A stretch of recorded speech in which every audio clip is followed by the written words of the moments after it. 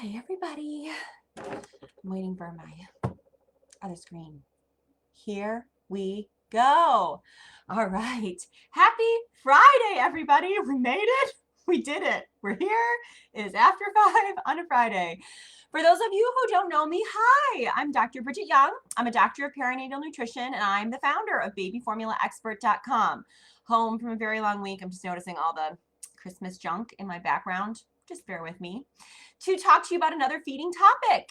It has been quite a long time, but I've had a lot of questions and seen a lot of scuttlebutt about formula shortages or supply chain issues and rightful concerns of parents very worried about what happens if I can't find the formula that I'm using. What do I do? How do I choose an alternative, etc. So let me dive right in.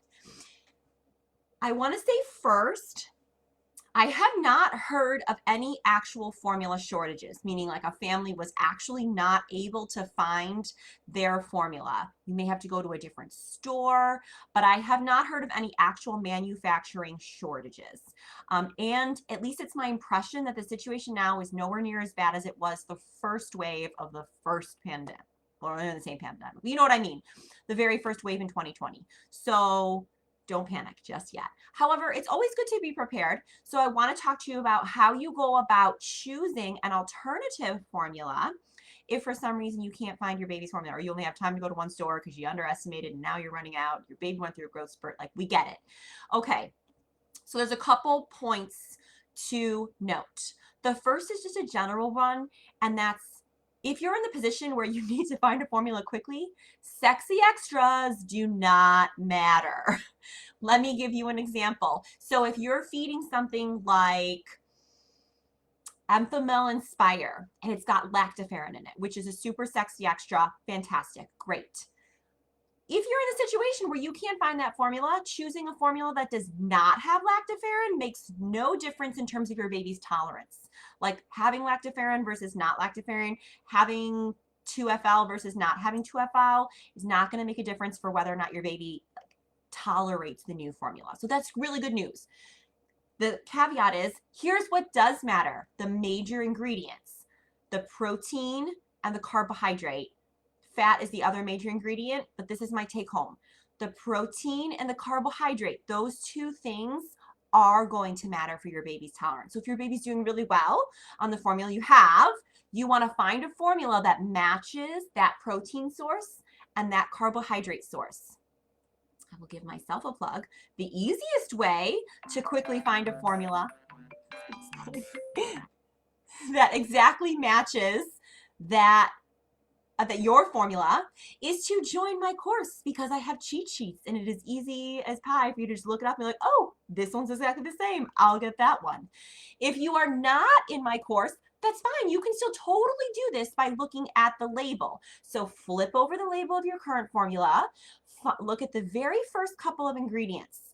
There's only a couple before you see that bolded letters that say less than 1% or less than 2% of ingredients. That's all your vitamins and minerals. So the first couple ingredients before that are your protein, your fat, and your carbohydrate. So look for something that looks like protein is going to say something like non-fat milk, whey protein, partially hydrolyzed non-fat milk, soy protein isolate if it's a soy, etc. So you want to find a formula that has those similar words for your protein. Carbohydrate, same thing. Things that make up carbohydrate, you might see lactose, corn syrup solids, glucose syrup solids. It's really lactose and everything else. So if you see corn syrup solids, you can find another formula that has corn syrup solids or just corn syrup or glucose syrup solids. So you can group lactose and then all the other carbohydrates in terms of trying your best to match to make a quick decision. My puppy's running around. Hopefully that's okay. So let me give you an example. I live in New York, so I'm going to give you an example from one of our WIC formulas, because that's a lot of families in New York. So Enfamil Infant is one of our primary WIC formulas. So say I'm using that, but I can't find it at the store. What am I going to get? So I flip it over on the back. I just know from the top of my head. I'm going to see non-fat milk. I'm going to see lactose. I'm going to see whey protein concentrate. So non-fat milk and whey protein concentrate are proteins. So I want to look for a formula that has non-fat milk, has whey in it, and then lactose is a carbohydrate. I want to look for a formula that has lactose. So I can tell you off the top of my head, some formulas that have those as the base of their protein and carbohydrate might be Similac Advance, the generic of Enfamil Infant from any store, Walmart, Target, CVS, Walgreens, they're all going to have those terms, and they would all be great substitutes.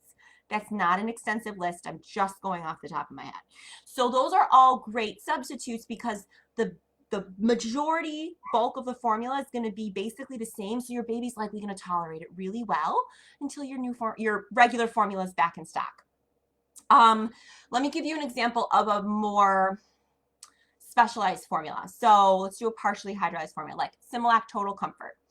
So that formula, if you flip it over and look on it, you're going to see something along the lines of partially hydrolyzed whey protein concentrate, something like that. And then you're also going to see sucrose and corn syrup solids. So partially hydrolyzed whey protein, that's the protein. There's even the word protein in there. And whey is a protein. So I want to find another formula that has that as the protein. And then notice I said corn syrup solid, sucrose, which is sugar, but I didn't see lactose anywhere. So I know it's doesn't have that much lactose in it. So I want to find another formula that matches those. So I can tell you again, not an extensive list, but just off the top of my head, Gerber Gentle or Gerber Soothe might be good substitutes. Those are the same protein source. Close-ish. Carbohydrate, the generic of Gerber Gentle, which is usually called Tender, would be great. All of those have partially hydrolyzed whey as the protein source and will either have limited or no lactose to go along with it. So those would all be really great options if you find yourself in a pickle.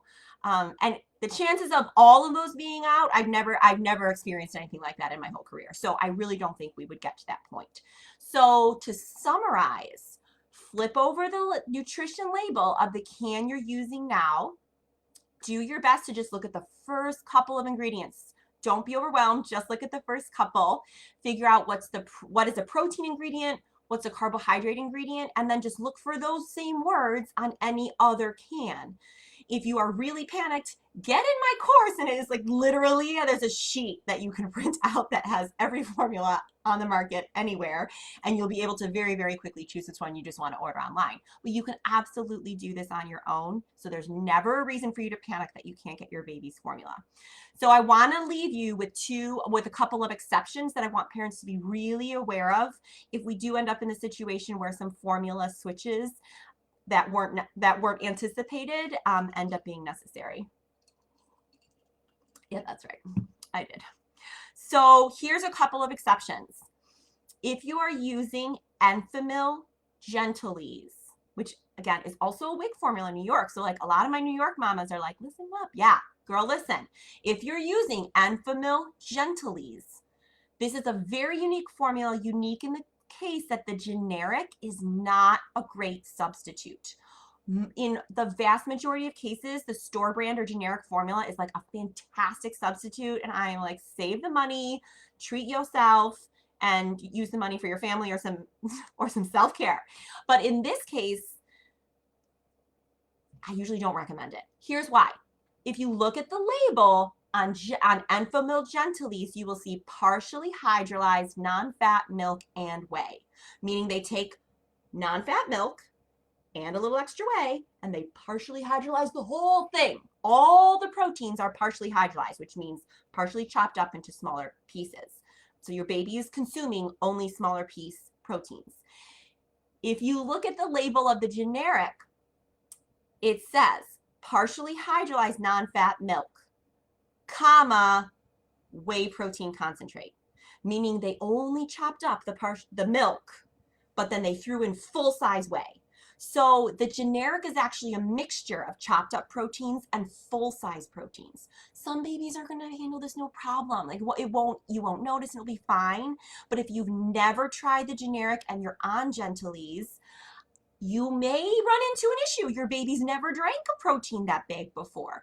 So if that is you, instead of buying the generic for Gentlease, I would actually recommend, if you want to get a partially hydrolyzed generic, try basically it's the generic of, it looks kind of like Gerber. It's called Tender. Tender is the word you want to look for. So, you know, Up and Up Tender, Parent's Choice Tender. And that is partially hydrolyzed whey. So it's a little different in that the base is whey, but at least it's all chopped up. So it's all partially hydrolyzed. So the protein base is a tiny bit different. Enfamil Gentlease is non-fat milk and whey, so it'll be a mixture of whey and casein, and Tender is just whey, but at least they're all chopped up to the same size.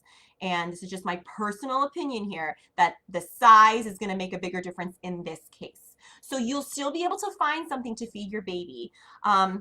But again, I have a lot of conversations about this with WIC parents. If you are in New York, or lots of states are on an Enfamil WIC contract, if your baby's on Gentlease and you need to get some formula to supplement at the end of the month, don't go with the generic for Gentlease. If you're doing it for the first time, do Tender as the generic, because then you'll still be getting a partially hydrolyzed formula. So I'm going to give you one other exception that's really tricky, and that is if your baby is using Gerber Gentle. So if you are using Gerber Gentle and you normally buy the tub, we've already talked about this, it's partially hydrolyzed whey. Gerber also sells the can. It's the smallest size. It's not aluminum, but you know, it looks like a metal can, almost like that coffee can size. That smallest size says Gerber Gentle. The tub says Gerber Gentle Pro. And the branding really looks similar, but they're really different formulas. So if you normally use the tub and you go to store and they're out of the tub, don't buy the can. They're really different formulas. The tub is partially hydrolyzed whey. The can is intact protein, meaning big size protein. Very different formula. So if you go to the store and they're out of the tub, you are going to be much better off purchasing the generic for Gerber Gentle, which is also partially hydrolyzed whey as the protein source. That's super counterintuitive. It is a bee in my bonnet, because it's really confusing for parents and practitioners to have to differentiate between those two. But I have just heard so many stories of parents, kind of rightfully so, making that mistake and buying the can when they normally use the tub, and babies just having a really hard time. And that's because you're, without knowing so, you have fed them a really different formula. So I'm going to wrap it all up for my friends still with me here. If you will end up in the situation where you are unable to find the normal formula that you feed your baby, flip over the can of the formula you're using. Just look at the first couple ingredients before that bolded less than 2%, and find which ingredient is the protein, which ingredient is the carbohydrate, and then just look for those words on any other can. And the chances are your baby's going to tolerate that other formula totally fine until you're able to get your original formula again.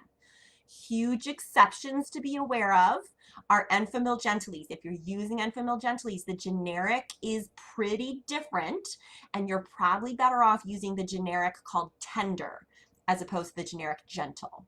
The other thing to be aware is if you're using Gerber Gentle, don't buy the small can if your baby's been doing really well in the big tub.